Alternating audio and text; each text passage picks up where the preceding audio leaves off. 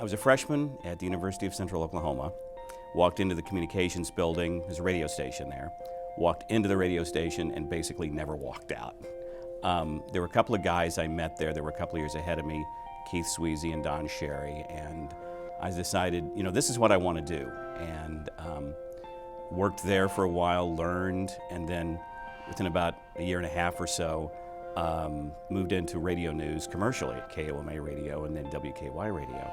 And this was a time in Oklahoma City where radio news was really robust. There were, you know, teams of anchors, teams of street people, and I covered cops and courts and city hall and state capitol and learned how all of that stuff worked and learned how to report. And you know, those skills really, you know, carry through to this day. And they were really, really great years in a great competitive market. One of the stories that's sort of funny, shows the competitiveness of the market, is I was on the assignment desk one day, 4:55 in the afternoon, phone rings. It's Terry. She says, "Watch the top of the 5, gotcha," hung up.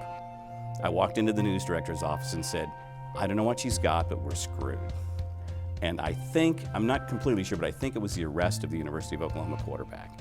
But Terry and I are great friends, great competitors, and that sort of tells you what the market was like back then in the city. And it's still that way today. I mean, dealing with the stations, many of the stations in that market at NNS, it's a market I'm very proud to have, you know, grown up in and learned the skills and brought them to New York and used them every day. But it was a lot of fun, And one of the best memories of field producing for CBS was the 50th anniversary of Pearl Harbor. And I was out there and I was assigned as liaison to Tokyo Broadcasting System, which is a client of CBS. And I was sort of their liaison producer. And it was the first real time, as I understand it, that Japanese television recognized what happened at Pearl Harbor and took it to their people, to their audience, to their citizens. And I was there when American sailors and Japanese soldiers met and hugged and realized they had more in common than more that separated them. And it was one of those memories that, you know, I carry forward to this day. Folks in my newsroom are tired of hearing about it, NNS are tired of hearing about Oklahoma, but it really still carries with me.